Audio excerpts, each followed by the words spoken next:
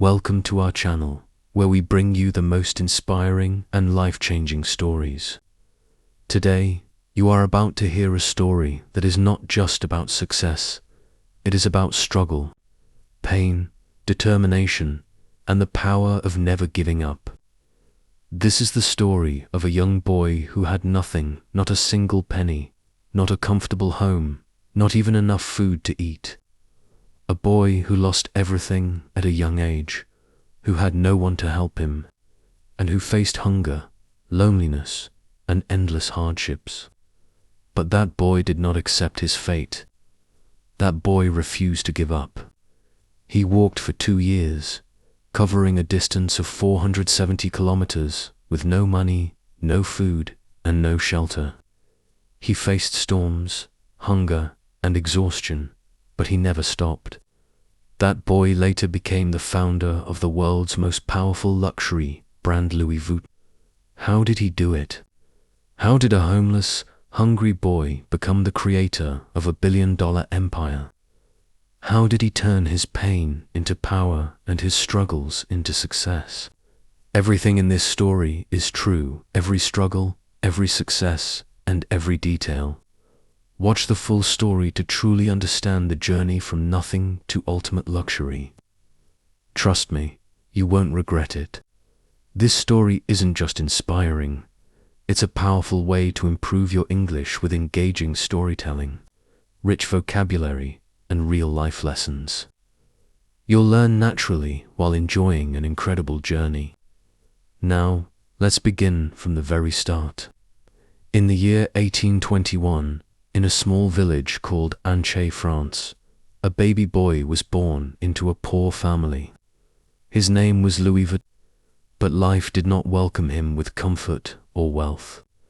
From the moment he was born, he was surrounded by hardship. His father, Xavier Vuitton, was a carpenter or hard-working man who built furniture and small wooden structures. His mother, Jaed, was a hat maker who spent her days sewing hats for local women. They worked day and night, yet their earnings were barely enough to buy food. Louis grew up in a tiny wooden house with a leaking roof and cold, damp floors. Winters in Jaed where brutal snow covered the village for months, and cold winds made life even harder. There was no heating, no warm blankets, and no comfortable bed. Louis and his family had to survive with whatever they had. At a young age, he learned that life was not fair. He did not have the toys that rich children had. He did not go to school like them. Instead, he spent his childhood helping his father in carpentry, carrying heavy wooden planks, hammering nails, and cleaning sawdust from the floor. His hands were rough, his clothes were torn, and his stomach often remained empty. But Louis was different from other children in his village. Even though he was poor, even though he had nothing, he had something that others did not dream. Every day, travelers passed through his village, rich men and women, dressed in fine clothes, carrying large wooden trunks and suitcases. Louis would watch them with fascination. Where were they going? How far were they traveling? Who made those beautiful trunks they carried? He had never seen the world beyond his small village, but his heart longed to know more. He was curious, hungry for knowledge, and desperate for a better life. But fate was not kind to him. When Louis was just 10 years old, his mother fell sick. There were no hospitals in the village, no doctors to treat her. Day by day, her condition worsened. One morning, as the sun rose over the hills, Louis's mother took her last breath. She was gone. Louis stood by her grave, silent, unable to cry. His world had fallen apart. His father, broken by grief, became distant and cold. He no longer had the strength to take care of Louis. For the first time, Louis felt completely alone. But in that moment of pain, he made a decision. He would not stay in this village forever. He would not accept a life of poverty. He would leave. He would chase his dream. But how? At the age of 13, Louis had no money, no horse, and no food. Paris, the city of dreams, was 470 kilometers away. It was impossible, or was it? One evening, as the village prepared for sleep, Louis packed a small bag. He had no map, no guide, only a dream. He did not tell his father. He did not say goodbye to anyone. Before the sun could rise, before anyone could stop him, Louis took his first step on the long road to Paris. He did not know what lay ahead. He did not know how he would survive. But he knew one thing: he could not stop. He walked for hours, then days, then weeks. His feet were sore, his body weak. Sometimes kind strangers gave him food. Other times, he went to bed hungry, lying under trees, using his bag as a pillow. He crossed forests, mountains, and rivers. He worked as a farm helper in small villages, earning food in exchange for labor. Rain soaked his clothes. Winter winds burned his skin. But he never turned back. He was tired, he was starving. But he was determined. After 2 years of walking, struggling, and surviving with nothing but determination, Louis Vuitton finally arrived in Paris. But Paris was not the magical place he had imagined. The city was massive, filled with thousands of people, carriages rushing through the streets, and markets overflowing with food and luxury goods. The air smelled of fresh bread, roasted coffee, and perfume, things Louis had never experienced in his poor village. But there was also another side to Paris. The streets were dirty, packed with beggars, thieves, and struggling workers who barely made enough to eat. The reality was harsh. Paris was not a place that welcomed the poor. And Louis had nothing: no home, no family, no money. He stood at the edge of the city, exhausted, his clothes torn, his feet bleeding from the long journey. His stomach growled, but he had no food. For the first time in 2 years, fear crept into his heart. Where would he sleep? How would he survive? The first night in Paris was the hardest. Louis found an empty wooden cart, abandoned near a bakery. He crawled inside, pulled his small bag close to his chest, and tried to sleep. The streets were noisy. People laughed, shouted, and horses clattered against the stone roads. Rats scurried around, searching for food, but Louis was too tired to care. He closed his eyes, ignoring the cold wind biting his skin. The next morning, hunger forced him to wake up early. He watched as well-dressed men and women entered bakeries, buying golden loaves of bread and buttery croissants. The smell made his stomach twist in pain. He had no choice, he needed work. Louis walked from shop to shop, asking for a job. But every time, the answer was the same. No experience, no work, no connections, no chance. No money, no food. Paris was cruel to those who had nothing. Days passed, and Louis grew weaker. He ate scraps from the market, picking up leftover bread from the ground when no one was looking. His body ached, his clothes were dirty. He had never felt so alone, but he refused to give up. One evening, as the sun set over the city, Louis noticed a man struggling to carry a large wooden trunk into a shop. The man was sweating, his hands shaking from the weight. Without thinking, Louis ran forward and grabbed the other side of the trunk. The man looked at him in surprise, but said nothing. Together, they lifted the trunk inside. The shop was unlike anything Louis had ever seen.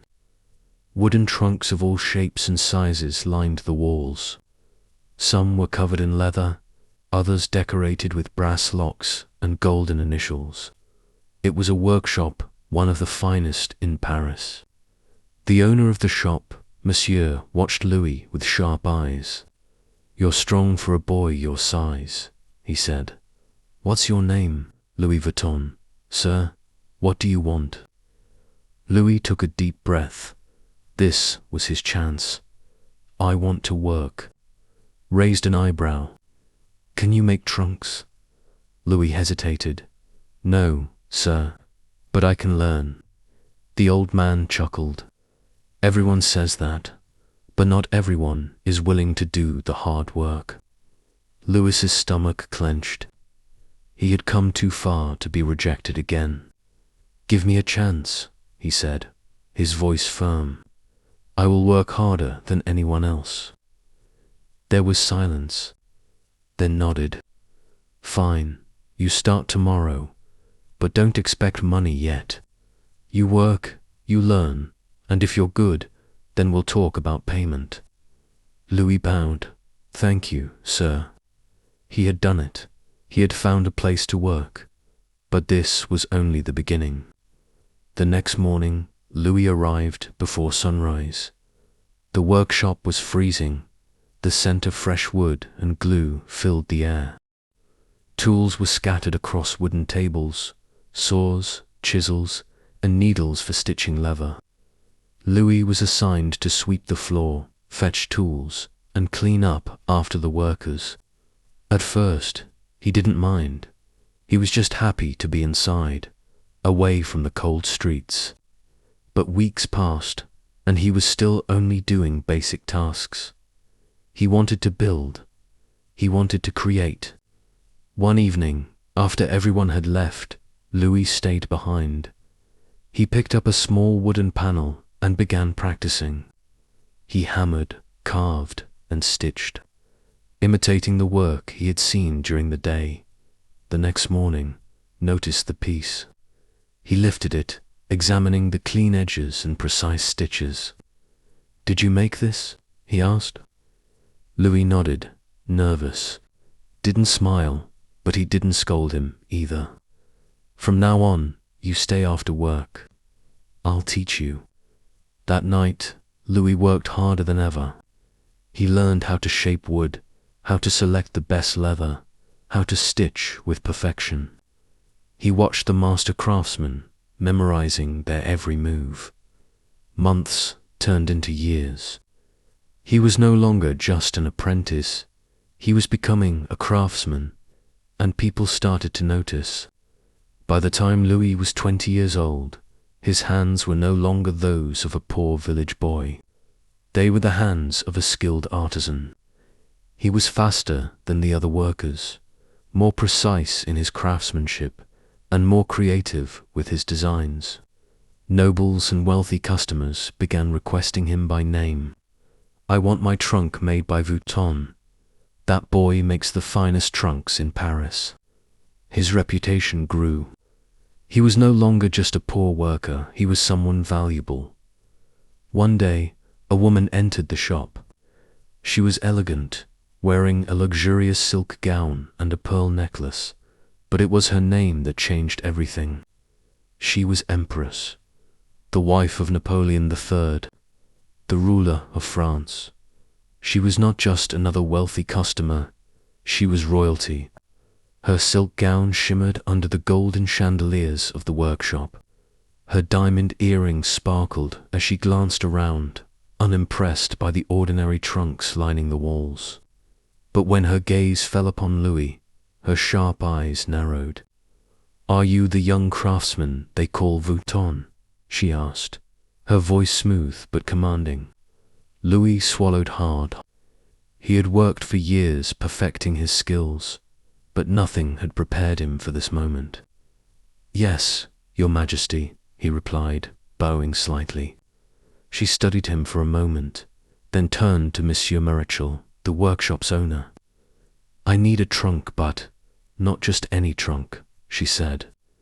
"I travel often, and my trunks are too heavy, too impractical. I want something elegant yet functional, something no one has ever seen before." Louis's mind raced.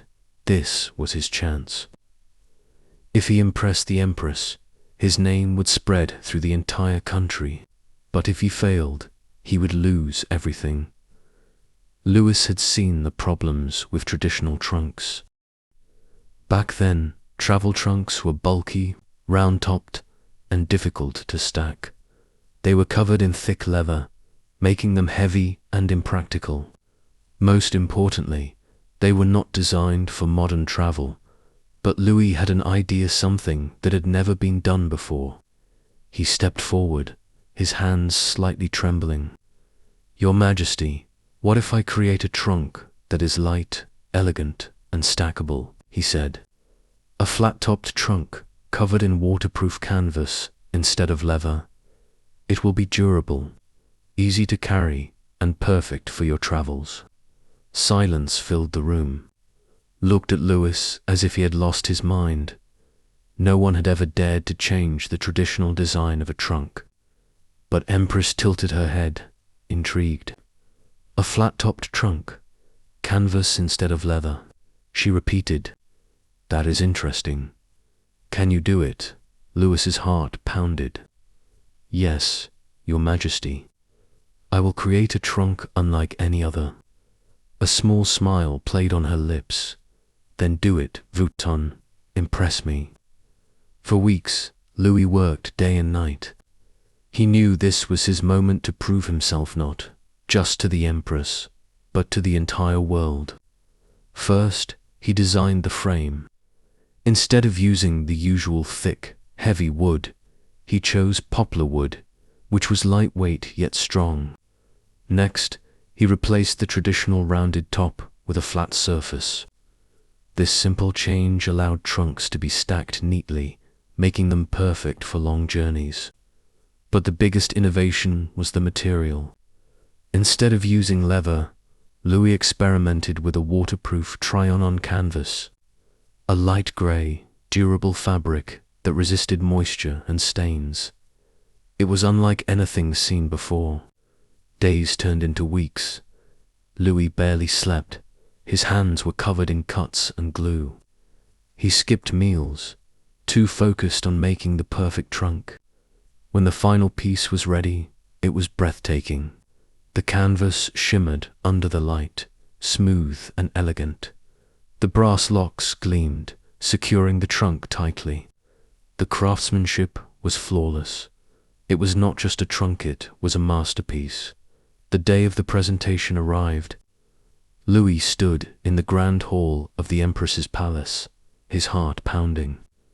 Nobles and high-ranking officials whispered as they glanced at him, unimpressed by the young craftsman in simple clothes. The Empress entered, her gown flowing behind her like water. Her eyes fell on the trunk. For a long moment, she said nothing. Then she reached out, running her fingers over the smooth canvas. She inspected the locks, the stitching, the finish. Everyone held their breath. Finally, she looked at Louis. "Vuitton," she said. "This is extraordinary." Murmurs spread through the room. Who had once doubted Louis stared in shock. "From now on," the Empress continued, "you will be my personal trunk maker." It was done. Louis had won the trust of the most powerful woman in France. And in that moment, everything changed. The Empress's endorsement was more than just an honor, it was an opportunity. Suddenly, the elite of Paris wanted Vuitton trunks. Aristocrats, politicians, and wealthy travelers all placed orders. But there was a problem. Louis was still just a worker in shop. No matter how talented he was, he would always be under someone else's control. He needed to break free. So, after years of loyalty, Louis made the boldest decision of his life. He left the workshop and started his own business. With the little money he had saved, about $1,000 in today's value, he rented a small space in Paris. The shop was modest, with only a few tools and a single workbench, but it was his. He hung a wooden sign outside. Louis Vuitton, Maletier, trunk maker. It was official. He was no longer just a poor village boy. He was a business owner. Starting a business was not easy. The first few months were brutal. Louis had no employees, no big factory, no safety net. Every trunk he made was handcrafted by him alone. He worked from sunrise to midnight, barely stopping to eat. And then disaster struck. A massive war broke out in France, the Franco-Prussian War. The streets of Paris turned into battlefields. Wealthy customers fled the city. Factories shut down. Businesses collapsed. Suddenly, no one was buying luxury goods. Louis's shop, which had been growing, now stood empty. The orders stopped. The money stopped. He was on the edge of bankruptcy. For months, he fought to keep his business alive. He sold some of his tools, cut down on materials, and worked harder than ever. But no matter how much he tried, he was running out of time. If things didn't change soon, he would lose everything he had built. Then, just when all hope seemed lost, something unexpected happened. The war ended, and when peace returned, a new era began. People wanted to travel again. They wanted style, elegance, and innovation. And they wanted Louis Vuitton trunks. Orders flooded in. His shop, which had been nearly abandoned, suddenly became the most talked about business in Paris. But Louis didn't just rebuild. He expanded. In 1871, he opened a brand new workshop in Asnieres, just outside Paris. It was 4 times bigger than his old shop. He hired workers, trained apprentices, and designed new collections. His dream was no longer just a shop. It was an empire in the making. But the world was changing fast. Luxury was no longer just for royalty. It was for the rising elite. While Louis was building his empire in the 1880s, his personal life was also changing. He married Clémence Emily Pariot, a strong and supportive woman who believed in his dreams. She was not just his wife, she was his partner. They had a son, Georges Vuitton, who later expanded the business. But success came at a cost. Louis, obsessed with perfection, spent endless nights in his workshop, barely seeing his family. He missed birthdays, gatherings, and quiet evenings, all while chasing his dream. From the very beginning, Louis understood something most businessmen didn't. If you want to create a lasting brand, you must sell to the rich. But why? The wealthy had power.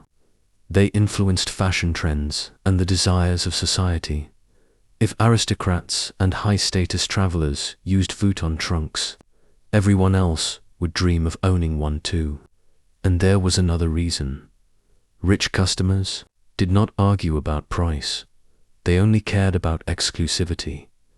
Louis never tried to sell to the masses. He focused on a few elite clients who were willing to pay top dollar for something unique and handcrafted. This strategy worked like magic.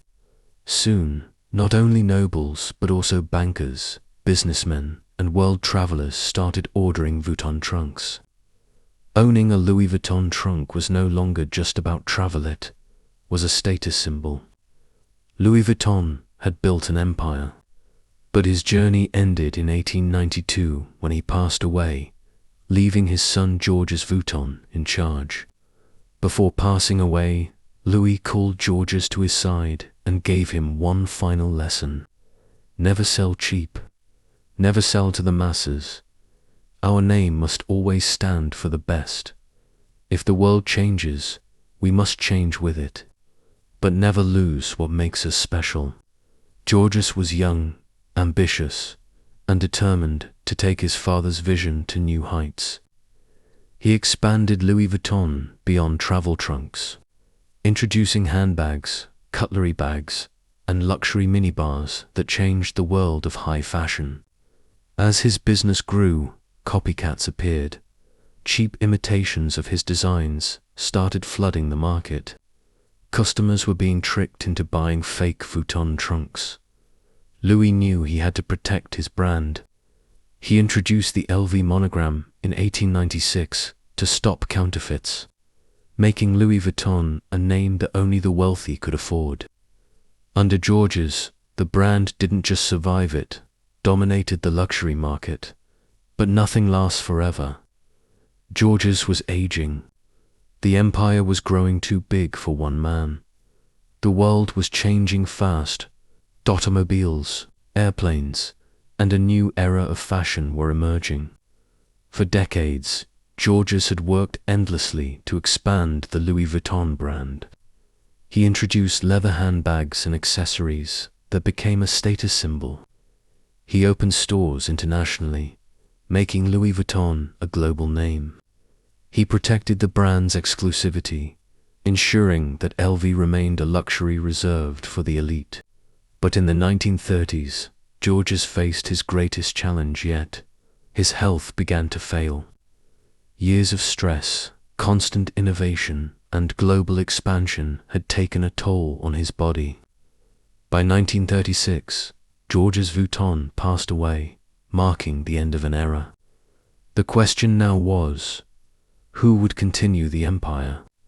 This was when Gaston Louis Vuitton, Georges' son, stepped forward. Gaston Louis Vuitton had grown up surrounded by luxury, design, and craftsmanship. From a young age, he had watched his father expand the brand, and now it was his turn. But the world was different now.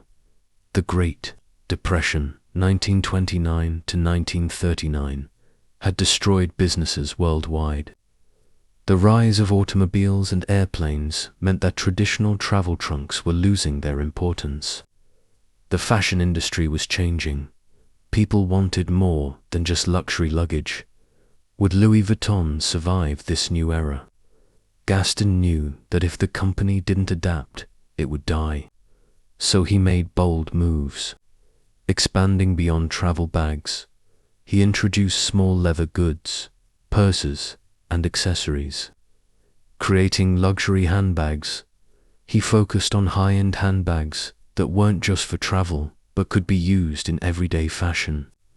Innovating in design, he experimented with new styles, making Louis Vuitton more fashion-forward. But before he could push his vision further, World War II erupted, putting everything at risk. During World War II, 1939 to 1945, France was occupied by Nazi Germany. The country was in chaos. Businesses were shutting down, and luxury brands were struggling to survive. Gaston Louis Vuitton had to make a choice: either close the business or find a way to keep it running. To survive, Louis Vuitton worked with the German-occupied French government. This was a controversial decision, and for years, this part of Louis Vuitton's history remained hidden. It wasn't until decades later that reports revealed the brand's ties to the Nazi government. But despite the war, Louis Vuitton survived. And when the war ended, Gaston Louis focused on rebuilding the brand's image. But this wasn't easy. After World War II, Europe was in economic ruins. The luxury market was weak. People weren't thinking about expensive handbags or designer luggage. But Gaston knew one thing: the rich always find a way to stay rich, even in difficult times. The wealthy elite still wanted luxury. So Louis Vuitton focused on exclusive high-quality products that only the wealthiest people in the world could afford. This strategy worked, and by the 1950s, Louis Vuitton was back on top. During this time, Louis Vuitton introduced some of its most famous handbags, including the Speedy bag, designed for fashionable women on the go; the Keypore bag, a stylish, modern alternative to traditional luggage; the bag originally made for carrying champagne bottles in luxury. Louis Vuitton was no longer just a travel brand. It had become a fashion icon. But Gaston Louis was getting older. Who would take the empire into the next generation? By the 1960s, Louis Vuitton had grown into one of the most respected luxury brands in the world. But the world was moving faster than ever. New fashion trends were emerging. The wealthy class was expanding. Competition in luxury was increasing. Gaston Louis knew the company needed fresh ideas. So he brought in his son-in-law, Henry Rackemeyer, to help modernize the business. Henry was a brilliant businessman with a vision. He believed that Louis Vuitton could become bigger than ever. His goal turned Louis Vuitton into the most powerful luxury brand in history, and this decision would change everything. By the late 1970s and early 1980s, Louis Vuitton was already an established luxury brand, known for its exclusive luggage, handbags, and accessories.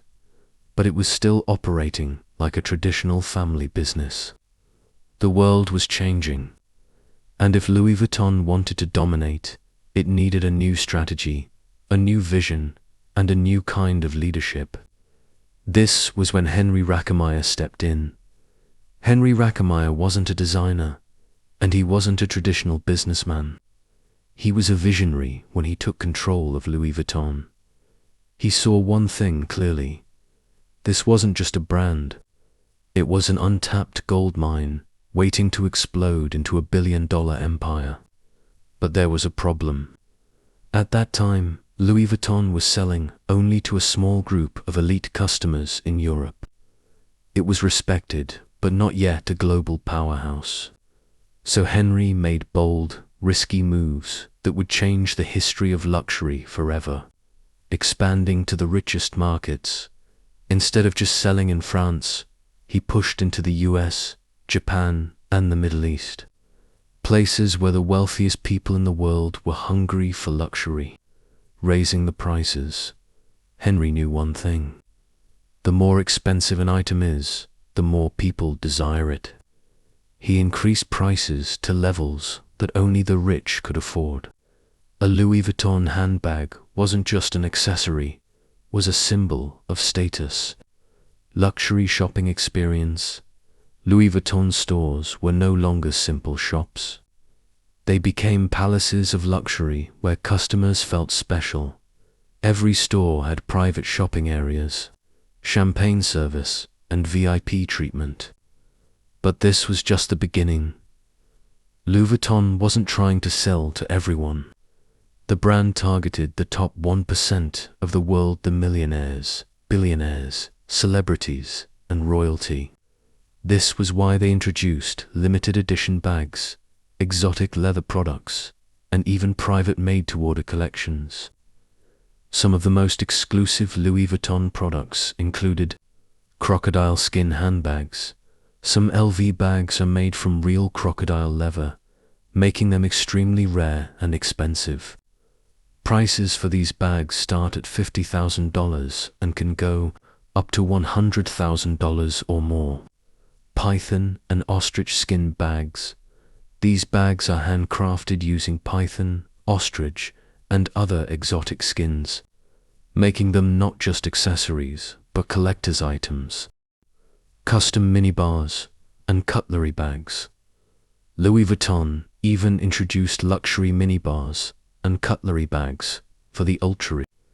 Designed to be used in private jets and yachts, these items could cost hundreds of thousands of dollars. Unzippable travel trunks. One of the most iconic LV products is the custom-made travel trunk, which can cost up to $500,000, depending on the customization. But there was one problem. When a brand becomes too exclusive, counterfeits start trying to copy it. As Louis Vuitton's popularity grew, fake LV bags flooded the market. In the 1980s, knockoff versions of Louis Vuitton handbags were being sold on the streets of Paris, New York, and Tokyo. This was a huge threat to the brand's image. If everyone had a Louis Vuitton bag, it wouldn't be special anymore.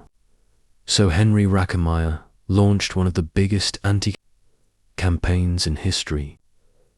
Louis Vuitton hired special teams of investigators to track down and shut down counterfeit factories. They worked with governments to pass strict anti-counterfeiting laws. They introduced special security features in their products to make them harder to fake. But Henry knew that to truly dominate the market, Louis Vuitton needed to become more than just a luggage brand. So he made a historic move. In 1987, Henry Rackemeyer made a game-changing decision. He merged Louis Vuitton with Moët and Chandon, a luxury champagne brand, and Hennessy, a premium cognac brand, to create LVMH Louis Vuitton, Moët Hennessy. This was brilliant because now Louis Vuitton wasn't just a fashion house. It was part of the world's biggest luxury group. With this merger, LVMH controlled dozens of luxury brands, expanded into fashion, jewelry, cosmetics, and alcohol, became the richest luxury company in the world. But Henry Rackemeyer didn't get to enjoy his empire for long. As LVMH grew, a new player entered the scene, a young businessman named Bernard Arnault. Arnault was hungry for power. He saw that LVMH was a golden opportunity, and he wanted to take control. In 1989, he used aggressive business tactics to push Henry Rackemeyer out and took full control of LVMH. This move was controversial, but it made Bernard Arnault the most powerful man in luxury fashion. Once he had full control, Bernard Arnault transformed LVMH into a financial powerhouse. He expanded into new markets like China, Russia, and India. He bought luxury brands like Dior, Givenchy, and Fendi, making LVMH the most powerful fashion group in the world. He introduced super high-end products with prices reaching millions of dollars. Today, under Bernard Arnault, LVMH is worth over $500 billion, making it the richest luxury company in the world. Arnault himself is often ranked as the richest person on earth, with a net worth of over $200 billion. Today, Louis Vuitton represents exclusivity. Owning an LV bag means you've made it in life. Luxury craftsmanship. Every Louis Vuitton product is handmade by the best artisans in the world. A status symbol, whether it's a handbag, luggage, or a custom minibar, Louis Vuitton is the ultimate sign of wealth. Even after 170th years, Louis Vuitton remains the most powerful luxury brand in the world. And it all started with one young man, Louis Vuitton, who had nothing but a dream. Louis Vuitton's story is a lesson in determination, vision, and risk-taking. From a poor boy in a small village to the biggest luxury empire in the world, Louis Vuitton proves that hard work and innovation can change everything. Every step, from handcrafting trunks to creating billion-dollar handbags, was built on excellence and exclusivity. And even after wars, economic crises, and battles for control, Louis Vuitton has stood the test of time. This is more than a brand, it's a legacy.